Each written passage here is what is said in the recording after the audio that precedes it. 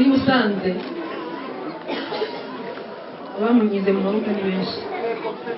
Ntekereza ko rero nabuze ikintu nama ariko umukorera nzagukunda, nzakora cyose gishoboka. Mwari muzi ko ndi burire ariko ntabwo nahise nihanganye. Nabwiye Dr. Nyiranserera ndanze bikora impanga mu rwacu ni ngiyi indashyikirwa umugore w'igikombe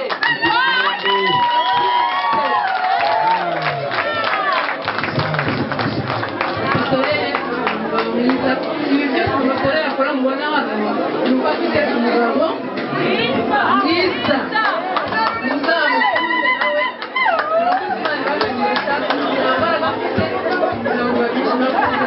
sawa sawa sawa sawa. Amatera ibabara ibabara yakwiremeye turbo nakuguririza hayo kukuboko nakuguririza hayo kukuboko ukaja utoka uje urusengero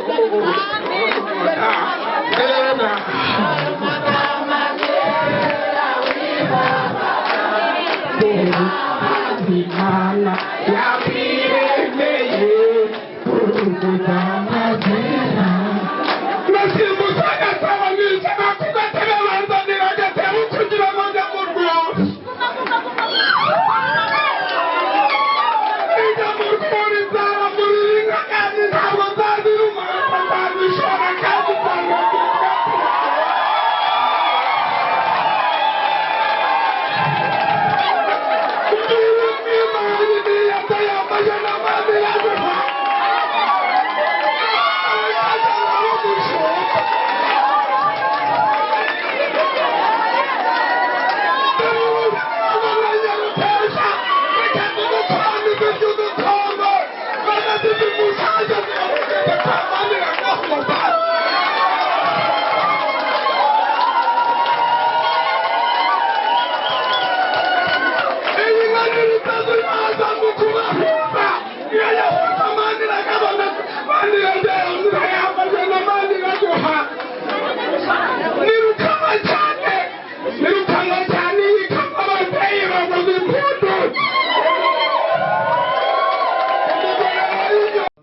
Mugenda mudusigira ibyo muduha n'ibyo tubareberaho.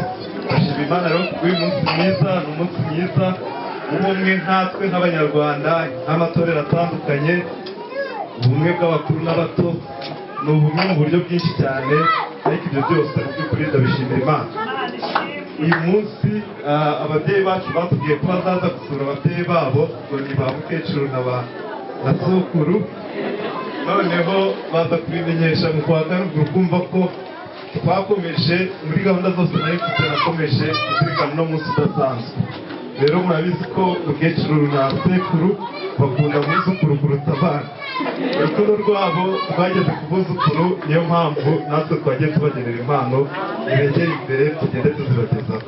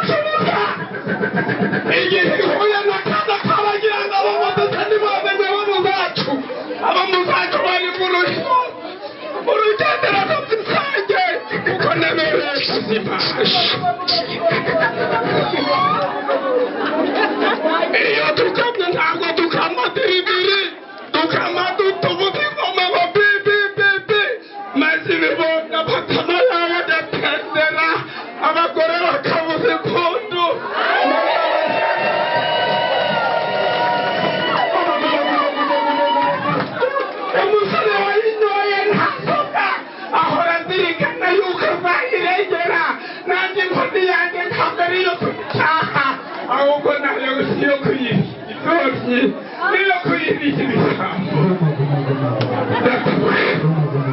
uri wantumwe mu rwose uri mu ruhanga maze nzahangare abashaka guhangamura ubucuti bwawe nkamanira guhura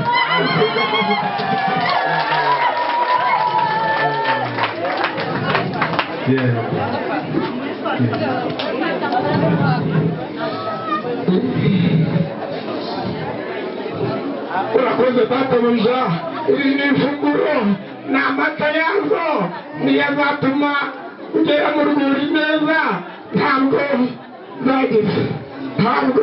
nzigera nzirumanza urakoze data kunyongeza kandi nanjye rwose nzakurindira umutekano inka zawe ntabwo zizahona inka zawe nzaziragira neza ndetse nzazishora ku iriba ryiza iruturizuruka unamutanya namba ndi umwana wawe mbonera guhana ndayamfashe